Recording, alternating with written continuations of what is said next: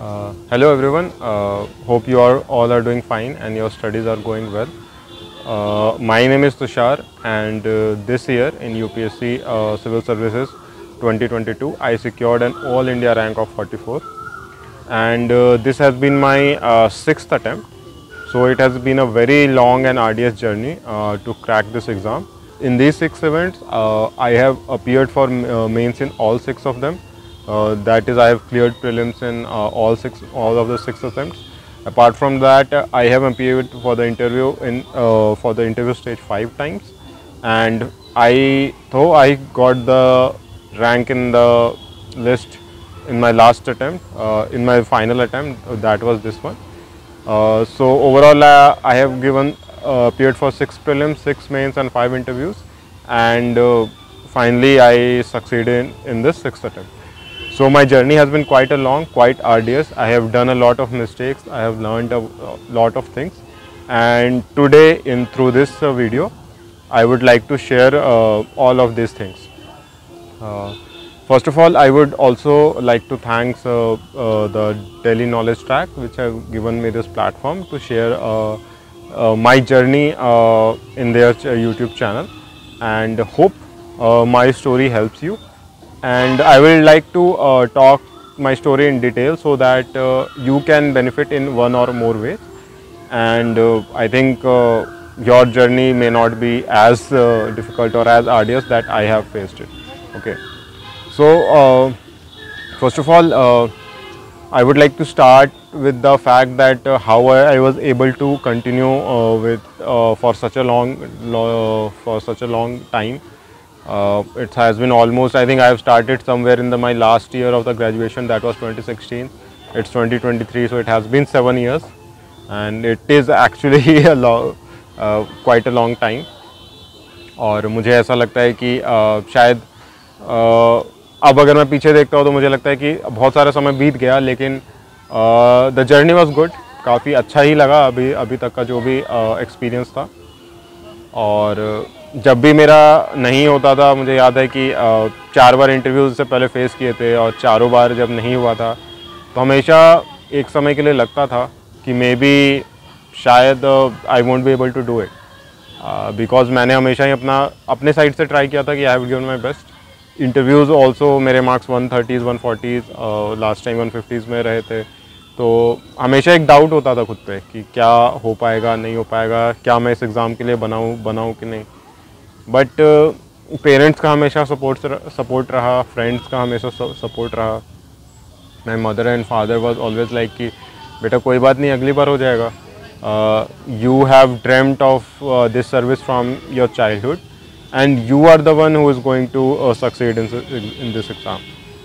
In fact कि जितने भी मेरे क्लोज फ्रेंड्स थे जिन्होंने मेरी प्रिपरेशन देखी थी, जो मुझे बहुत पर्सनली जानते थे, सबका यही कहना था कि Tushar, you are the most suitable candidate for this service, you have to give one more try. और पर्सनल लेवल पे भी मुझे हमेशा लगता था कि मतलब जब भी मन में एक डाउट आता था तो हमेशा मैं सोचता था क्या मैं कुछ और कर पाऊँगा इन द सेंस कि मैं सेटिस्फाई रह पाऊँगा दूसरी सर्विस में. Thanks to my graduation from a reputed college, I graduated from IIT Delhi. I had exposure for private field also. मेरी intern was in this European firm Alstom. तो वहाँ मैंने work experience देखा था कि कैसे private sector के life होते हैं. उसके अलावा हमारे seniors रहे हैं जो private sector में भी हैं, higher studies के लिए भी गए हैं. इसके अलावा बहुत सारे हमारे कॉलेज के सीनियर्स पब्लिक सर्विस में भी है. तो सबसे इंटरेक्शन करने के बाद मुझे मन में कहीं ना कहीं यही लगता था कि I have to be a civil servant, that too if possible. और अगर मुझे भारतीय प्रशासनिक सेवा में काम करने का मौका मिलेगा तो मैं सेटिस्फाइड रहूँगा. तो इसीलिए जब भी मेरा रिज़ल्ट पॉजिटिव नहीं आता था, बुरा लगता था सब चीज़ छोड़ दूँ. बट आफ्टर अ वीक और something, after weighing all the options that I had, मुझे हमेशा लगता है नहीं, एक ट्राई तो दे देना चाहिए, because I am very close. Almost interview तक मैं जा रहा हूँ. और वन थिंग इज़ कि मेरे नोट्स बहुत अच्छे से प्रिपेयर्ड थे, तो मेरे को प्रीलिम्स और मेंस क्लियर करने में बहुत डिफ़िकल्टी होती नहीं थी. हाँ, मेंस में मुझे थोड़ा वर्क करने की ज़रूरत थी और इंटरव्यू में वर्क करने की ज़रूरत थी, ये मैं बार बार आइडेंटिफाई करता था।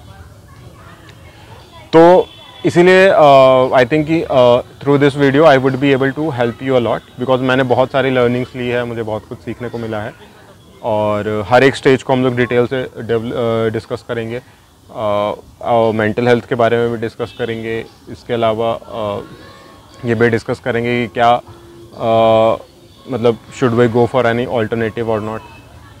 तो first of all stage by stage चलते हैं इस एग्ज़ाम के बारे में। तो एज़ वी ऑल नो, जिसने भी हम सब ने जिसने भी प्रिपरेशन स्टार्ट किया है, तो this is a 3 stage exam. There is prelims, there is mains, there is interview. Before analysing the 3 stage, first and foremost जो आप लोग सबके लिए बहुत इंपॉर्टेंट है कि you go through the syllabus. जो यूपीएससी का नोटिफिकेशन आता है हर साल फेब में, उसको आप अच्छे से डिटेल में पढ़िए। डिटेल में mainly to understand the process of the exam. जो एग्ज़ाम का प्रोसेस है दैट इज़ अबाउट प्रीलिम्स, जो कि मेनली आपका सिलेक्शन प्रोसेस है कि you are eligible for writing the mains. Mains is the real exam and then जो interview है वो फर्दर आपके मार्क्स एड करता है to get a good rank. तो आपको तीनों स्टेज का सिलेबस पता होना चाहिए, प्रोसेस पता होना चाहिए, और सबसे इम्पॉर्टेंट सिलेबस जो है वो मेंस का है। मेंस का सिलेबस मोर और लेस आपको एक एक वर्ड रटा होना चाहिए, चाहे आपके GS 1 2 3 4 हो, इनफैक्ट एस्से हो या आपका ऑप्शनल हो, आपको सिलेबस एकदम अच्छे से रटा होना चाहिए before you are starting the preparation. Initially हमें लगता है कि ये क्या पढ़ रहे हैं, हमें कुछ समझ नहीं आ रहा, ये है वो है। आप जो सिलेबस है उसका प्रिंट निकाल के अपने टेबल पे रख लीजिए। अनलेस अनटिल आप सिलेबस नहीं याद करेंगे, आपको नहीं पता होगा कि आपको किस डायरेक्शन में पढ़ना है। अगर हम बिना सिलेबस के आगे बढ़ेंगे तो मार्केट में बहुत चीज़ें अवेलेबल है और पढ़ने को हमेशा लगेगा, कोई कुछ बोल देगा कि मुझे ये भी पढ़ लो, ये भी पढ़ लो, भी पढ़ लो, बट आपको ये चीज़ पता होना चाहिए कि जो भी आप पढ़ रहे हैं वो रेलेवेंट है कि नहीं। तो खुद को एक बाउंड्री में डिफ़ाइन करना बहुत इंपॉर्टेंट है, और वो बाउंड्री आपकी सिलेबस आपको डिफ़ाइन करके देगी। कुछ भी आप पढ़िए, डायरेक्टली उसको सिलेबस से लिंक कीजिए, ठीक है। ये चीज़ें हैं, ये सिलेबस है, तो इसलिए ये रेलेवेंट है, ठीक है। फर्दर जो सेकेंड चीज़ होती है वो होते हैं प्रीवियस ईयर्स क्वेश्चन। सिलेबस अगर आपका बाउंड्री डिफाइन करती है तो प्रीवियस ईयर के क्वेश्चन आपको डायरेक्शन देते हैं या डेप्थ बताते हैं कि आपको कितनी डेप्थ में कोई चीज़ पढ़नी है, किस डायरेक्शन में पढ़नी है, किस एरिया से क्वेश्चन पूछे जा रहे हैं। हो सकता है कि जैसे वर्ल्ड हिस्ट्री है, वर्ल्ड हिस्ट्री से मेंस में हर साल एक क्वेश्चन आता है, लेकिन वर्ल्ड हिस्ट्री का सिलेबस बहुत बड़ा है। तो रैदर देन अगर हम वर्ल्ड हिस्ट्री पढ़ने बैठे तो बहुत चीज़ें आ जाएगी, रेनेसां है, आपका डीकोलोनाइजेशन है या रीड्रॉल ऑफ बाउंड्रीज है, लेकिन आपको सिर्फ 5-6 टॉपिक से इंपॉर्टेंट है जो पिछले अगर आप 10 साल के क्वेश्चंस देख लेंगे तो आपको आइडिया लग जाएगा कि ठीक ये टॉपिक्स हैं, तो उनको ही बार बार रिवाइज कर लीजिए। तो उतने टॉपिक करने से आपका वर्ल्ड हिस्ट्री पूरा हो जाएगा, आपको पूरी वर्ल्ड हिस्ट्री पढ़ने की ज़रूरत नहीं है।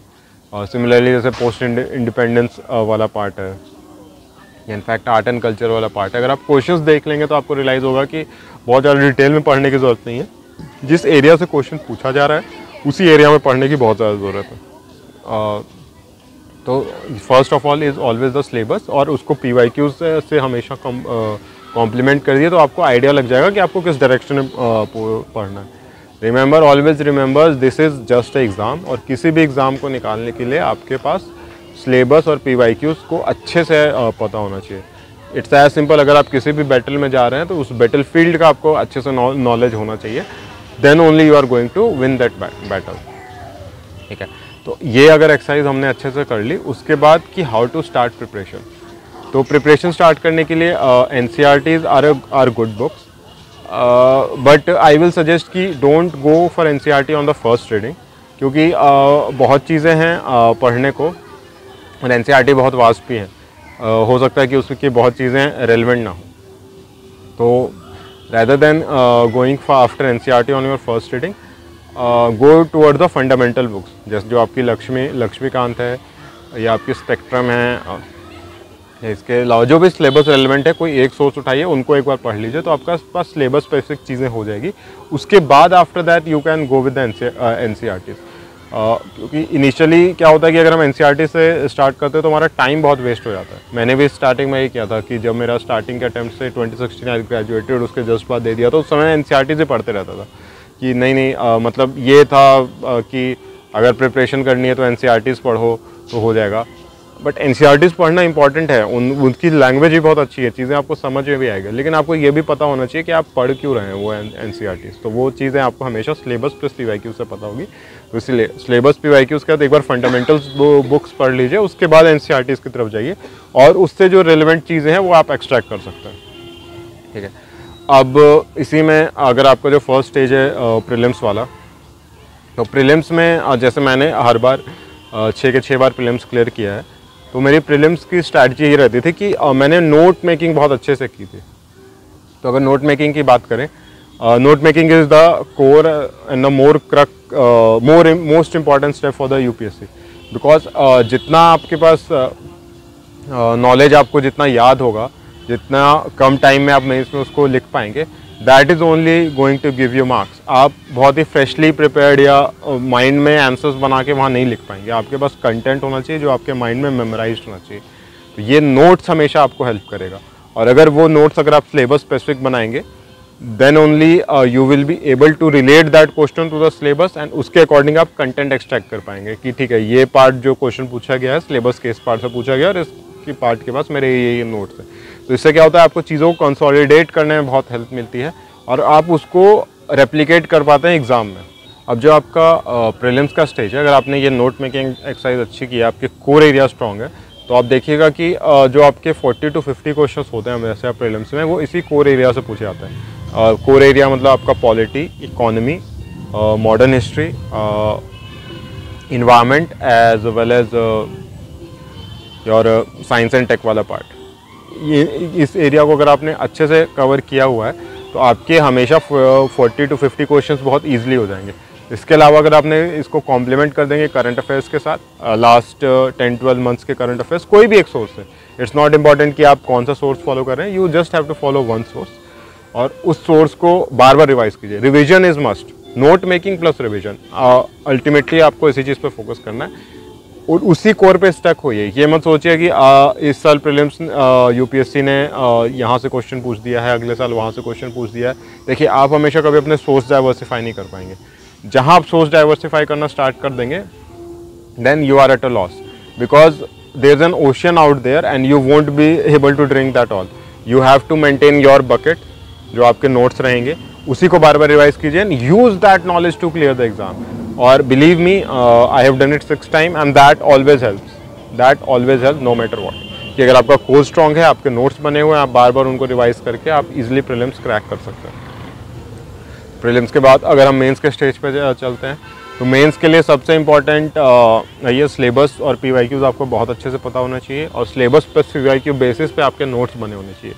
इससे क्या हेल्प मिलती है कि जो भी क्वेश्चन आता है आप उसको सिलेबस से रिलेट कर लेते हैं और आपके नोट्स क्योंकि सिलेबस स्पेसिफिक है, तो दैट हेल्प्स कि हाँ ठीक है, मेरे पास ये कंटेंट है, तो I have to use that content to write this question. और फर्दर अगर हम PYQ सॉल्व कर लेते हैं, तो PYQ सॉल्व करने से हमको आइडिया लग जाता है कि UPSC क्या क्या पूछना चाह रही है मेरे हम लोगों से, तो उस डायरेक्शन में हमारे नोट्स बने होते हैं, तो उससे काफ़ी हेल्प होती है। जैसे बहुत सारे टॉपिक्स हैं बहुत रिपीटेटिव हो जाते हैं। अगर हम बात करें जैसे इनइक्वालिटी, मल्टी डायमेंशनल पॉवर्टी, आपके सोशल इश्यूज या ग्लोबलाइजेशन, अगर आप क्वेश्चंस देखेंगे ना तो चीज़ें बार बार रिपीट हो रही है। इनफैक्ट GS3 में आपका इस बार इंटीग्रेटेड फार्मिंग मैनेजमेंट पे क्वेश्चन आया था जो इस साल के लिए टफ हो गया था, लेकिन ऑलरेडी UPSC ने वो क्वेश्चन पूछा हुआ था पहले।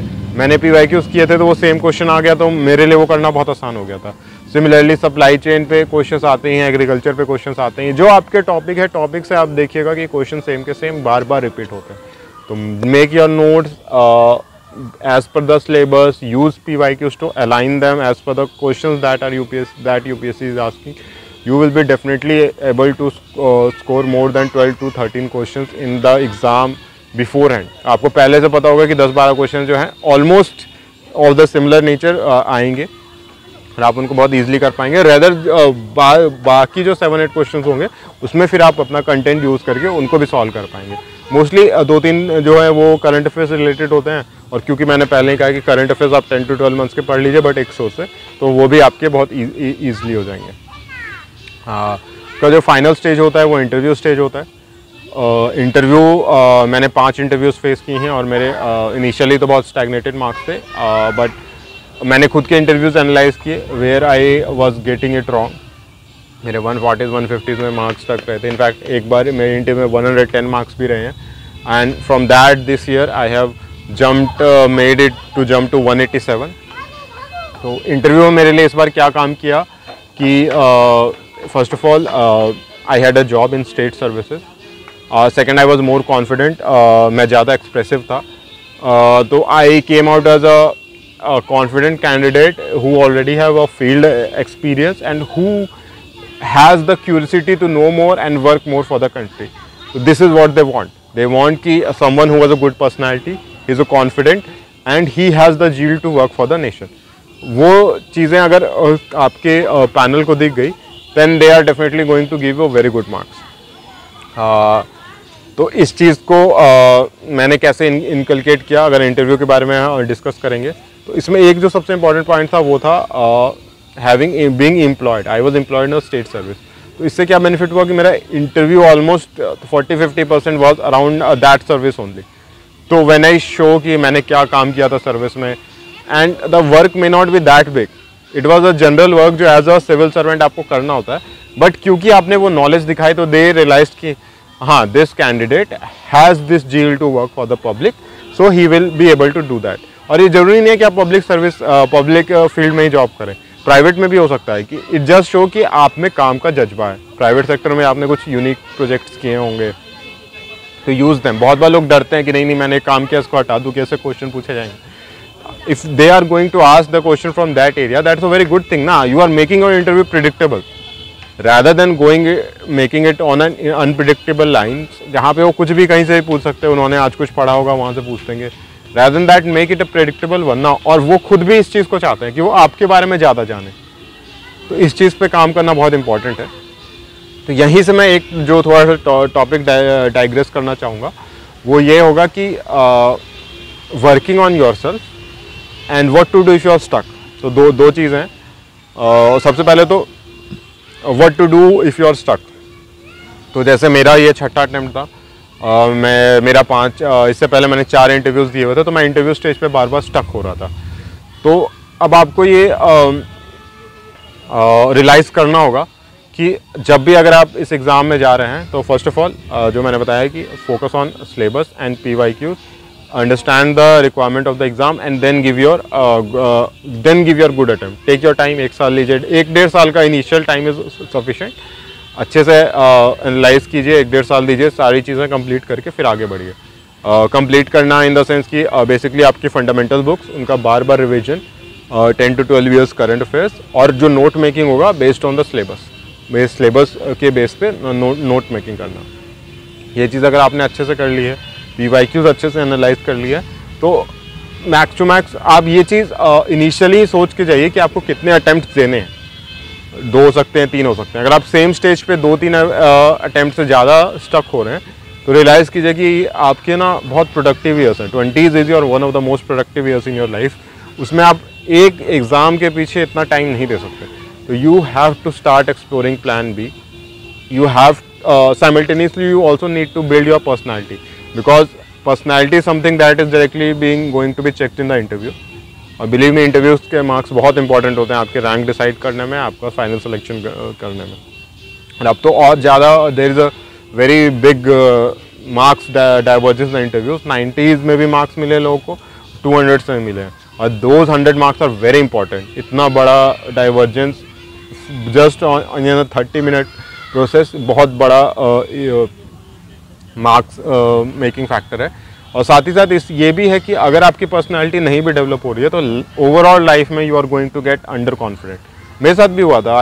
अगर मैं एक साइकिल में आप स्टक हो जाते हैं तो आप अपनी लाइफ में स्टैग्नेट है, और wherever in your life you are going to get stagnated ना, आप फिर एक डिप्रेशन के साइकिल में जाना स्टार्ट कर देंगे। You will start questioning yourself, people will start questioning yourself, और आप एक विशियस साइकिल में एंटर होना स्टार्ट हो जाएंगे जहाँ पे you will start doubting yourself, you won't be able to give your best and hence you won't be able to succeed, और then you will again start doubting yourself। और ये चीज़ realise करना बहुत इंपॉर्टेंट है कि जहाँ आप स्टैग्नेट हो रहे हैं ना, आपका टाइम जाते जा रहा है। टाइम जो मैंने फिर से कहा कि वो टाइम जो 20s का टाइम है जब आप बहुत कुछ सीख सकते हैं।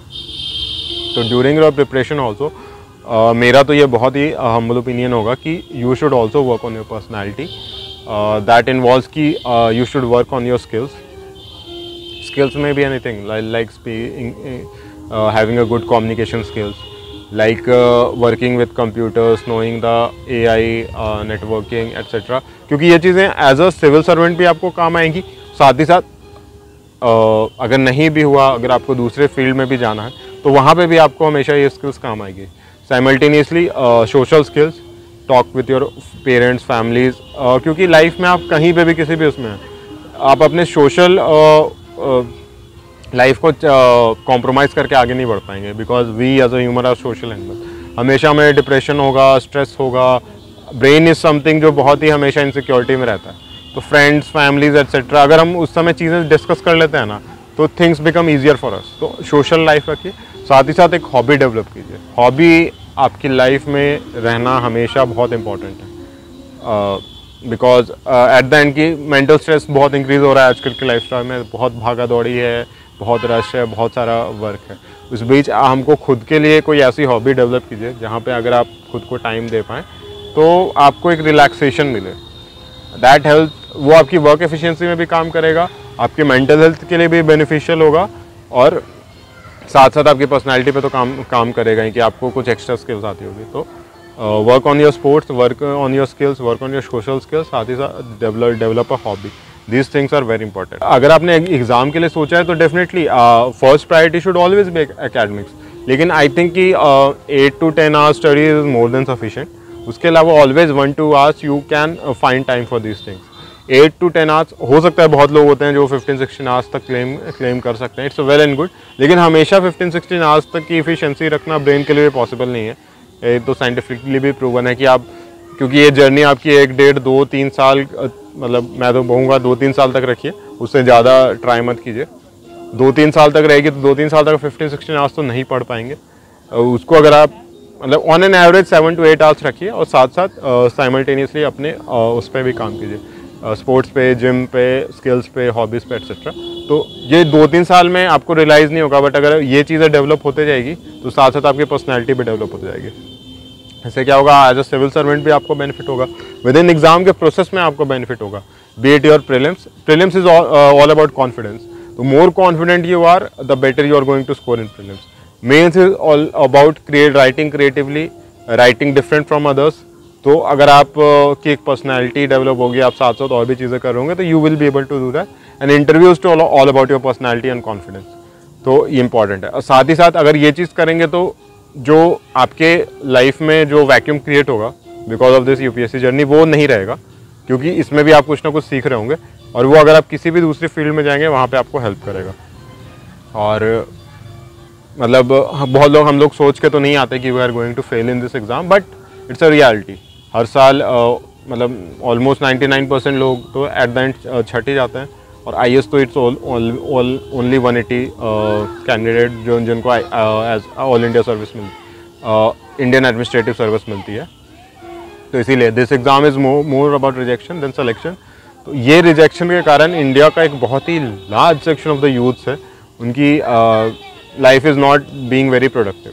तो इसीलिए मैं आपको इस चीज़ पे फोकस करने की बात कर रहा हूँ कि अपनी पर्सनैलिटी बनाइए. और साथ साथ अगर आप 2-3 साल में सेम स्टेज पर स्टक हैं तो ट्राई कीजिए एक ऑल्टरनेटिव फाइंड करने का. मैंने भी किया. In my case it was relatively more simpler कि मैंने स्टेट सर्विसेज के एग्ज़ाम दिए, वहाँ पे सिलेक्शन हो गया, तो आई वेंट इनटू दैट. अब देखिए, मैं अगर अपनी स्टोरी से एग्जांपल दूँ तो 2020 वाज माय लास्ट अटैम्प्ट, जो 5th अटैम्प्ट था.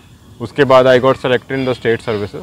और उस साल मेरा फॉरेस्ट सर्विस में का भी इंटरव्यू था, सिविल सर्विस का भी इंटरव्यू था, स्टेट सर्विस का भी इंटरव्यू था. तो फॉरेस्ट सर्विस में I got some 180 marks out of that was average. Civils में 154 के अराउंड थे. और जो स्टेट सर्विस में, उसमें मेरे one of the highest marks में से थे, क्योंकि स्टेट सर्विस का एग्ज़ाम मैंने ऐसे जाके इंटरव्यू ऐसे ही जाके दे दिया था. उसमें one of the highest marks मिल गए. जबकि जो यूपीएससी के दोनों इंटरव्यूज़ थे फॉरेस्ट और सिविल्स के, वो मैंने थोड़ा डर के दिए थे, तो उसमें मेरे मार्क्स नहीं आए. अब नाउ मेरा स्टेट सर्विस में सिलेक्शन हो गया, तो आई वेंट इनटू दैट. और उसके नेक्स्ट ही ईयर 2021 का अटेम्प्ट मैंने स्किप किया था. उसकी भी एक डिफरेंट स्टोरी है, उस पर भी हम लोग वर्क करेंगे. 2022 वाले अटैम्प्ट में I got 187 marks in the civils वो। जबकि क्या चेंज आया, मेरी पर्सनैलिटी में चेंज आया, क्योंकि मैंने जॉब, मेरे पास एक जॉब थी पब्लिक सेक्टर में। आई वॉज मोर कॉन्फिडेंट कि ठीक है, जब इंटरव्यू हुआ तो मेरे पास ये नहीं था कि ये नहीं होगा तो क्या होगा, because I already had a service और वहाँ पे I was doing well and good. और मेरा एक मोटिवेशन भी बढ़ा कि हाँ, मेरे को काम शायद पब्लिक सर्विस में ही करना है। साथ ही साथ जो यूपीएससी पैनल भी है वो भी ऐसे कैंडिडेट्स चाहता है जिनका काफ़ी डाइवर्स इंटरेस्ट हो। मतलब दे डोंट वांट कि समवन जो सिर्फ मगअप करके आ गए हैं वो ऐसे आए। दे वांट पर्सन्स जिनका डिफरेंट इंटरेस्ट हो, ताकि at the end of the it's an institution तभी रन करता है जब वहाँ पे मल्टीपल फील्ड से लोग आते हैं, अपने आइडियाज़ रखते हैं, वो आइडियाज़ टर्न आउट होते हैं, और उसके बाद then only you develop a nation that a progressing nation that India might be after 20-30 years. तो हमें ऐसे ही कैंडिडेट्स चाहिए यूपीएससी को भी और गवर्नमेंट ने भी। तो इस चीज़ को ध्यान रखना इंपॉर्टेंट है। और साथ ही साथ ऑल्टरनेटिव भी कि अगर आप पर्सनैलिटी डेवलप कर रहे हैं, स्किल्स डेवलप कर रहे हैं, तो आप मार्केट रेलेवेंट बने रहेंगे। तो किसी भी टाइम आपको लगेगा कि नहीं, this exam is not meant for you, तो you can directly go to the, you can directly skip to या jump to the private field या हायर स्टडीज़ या where you want. There are multiple options की बात करें तो जैसे मेरे पास स्टेट सर्विस जैसे मैंने ज्वाइन की, इसके अलावा आपके पास PSUs के ऑप्शंस हैं, तो उसके अलावा प्राइवेट सेक्टर है, हायर एजुकेशन की तरफ जा सकते हैं। अगर आपको आर्ट्स में इंटरेस्ट है तो जवाहरलाल नेशनल यूनिवर्सिटी या DU के बहुत सारे कोर्सेज हैं, आप उनको करके फर्दर आप वापस से स्टडीज़ में भी आके कुछ हायर डिग्रीज ले सकते हैं। ये सब चीज़ें लाइफ में इम्पॉर्टेंट इसलिए भी हैं क्योंकि you can not base your entire life on a single service. Believe me, बहुत टफ होता है, mentally it becomes a very challenging job. तो अगर हम मेंटल हेल्थ पे ही अगर डिस्कस करना स्टार्ट करें तो whenever in your life you are stuck in a cycle जहाँ पे आपको लग रहा है कि आप लाइफ में प्रोग्रेस नहीं कर रहे ना, तो हमेशा आप खुद को क्वेश्चन करना स्टार्ट कर देंगे कि हु आर यू, क्या आप यही करने आए थे, क्या कर रहे हैं लाइफ में, जिस चीज़ के ऊपर कर भी रहे हैं वर्थ है कि नहीं। एंड बिलीव मी, मतलब ह्यूमन माइंड बहुत इनसिक्योर होता है हमेशा, क्योंकि ये हमारे सर्वाइवल इंस्टिंक्ट्स है ना, वो हमेशा आपको सिक्योर करने का ट्राई करता है। तो वो चीज़ें फिर आपके मेंटल स्ट्रेस को बढ़ाते जाती है। तो इसीलिए आपके पास अगर एक सोशल लाइफ होगी, आपके पास हॉबीज़ होगी, आपके पास स्किल्स होंगी, तो you will be able to deal with those mental aspect. एक लेवल पे ये रियलाइज़ करना है बहुत इंपॉर्टेंट कि शायद this exam is not meant for you in the sense कि your skill doesn't match with this exam, the requirement of this exam. और अगर आप किसी दूसरी फील्ड में होंगे ना और सेम लेवल ऑफ मेहनत या डेडिकेशन दिखाएंगे तो आप बहुत अच्छे प्लेटफॉर्म पे होंगे, आपका वहाँ पे स्किल्स की वैल्यू होगी, you will be paid for that skill, और आपको ना मेंटली आप ज़्यादा हेल्दियर होंगे। तो इसीलिए ये रियलाइज़ करना भी कि something you may not be able to do is one of the biggest success in your life, कि it's better to stop than to go in a wrong direction या रॉन्ग पाथ। बहुत सारे student ये भी बोलेंगे कि जैसे in my case I was lucky कि I got into very good college, मेरा ग्रेजुएशन अच्छे कॉलेज से था, तो it's easier for me to से। But believe me, in whatever college, मतलब your college doesn't decide where you are going to go.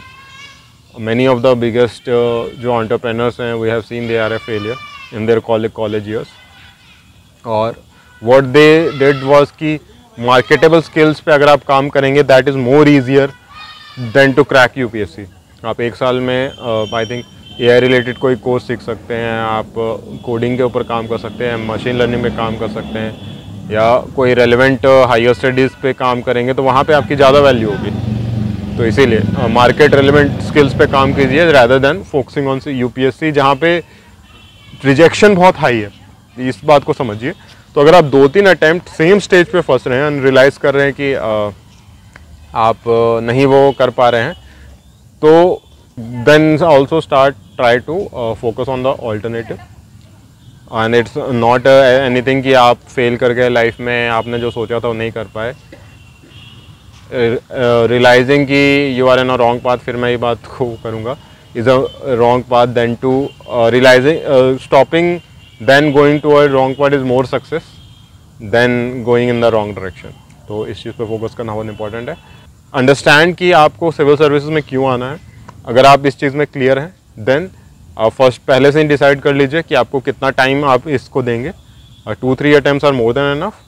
Initially take 1 year or 1.5 year and then give your attempt. और उसमें syllabus PYQs अच्छे से करके अच्छे से notes बनाइए, नोट्स को रिवाइज कीजिए और उसके बाद अटेम्प्ट दीजिए। हो सकता है प्रीलिम्स जो कि एक थोड़ा रिलेटिवली थोड़ा हार्डेस्ट पार्ट तो है ही, क्योंकि बहुत ही 2 hours का एग्ज़ाम है, उसमें बहुत क्वेश्चंस अनप्रिडिक्टेबल हो सकते हैं, तो अनप्रिडिक्टेबल स्टेज है। तो you can give 2-3 attempts for the prelims etcetera, but for the mains you can always analyse.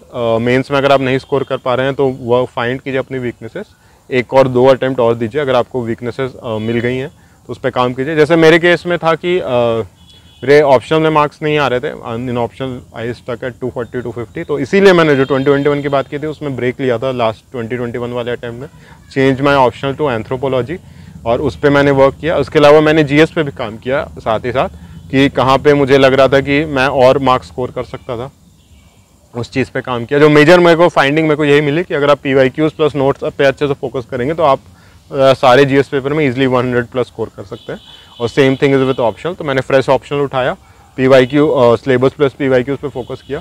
और हाँ, toppers videos and strategy will always help. Do view their strategies as well as उनकी जो भी answer copies होती है उन पे focus कीजिए, तो आपको आइडिया मिल जाएगा, एक डायरेक्शन मिल जाएगी कि किस डायरेक्शन में लिखना है, क्या पढ़ना है एटसेट्रा। तो दैट हेल्प्स। एंड 2-3 अटैम्प्ट्स में अगर आपको सेम स्टेज पे अगर फंस रहे हैं, आपको लग रहा है कि शायद आपने अपना बेस्ट दे दिया और फिर भी इम्प्रूव नहीं कर पा रहे, तो it's better to go in a different direction.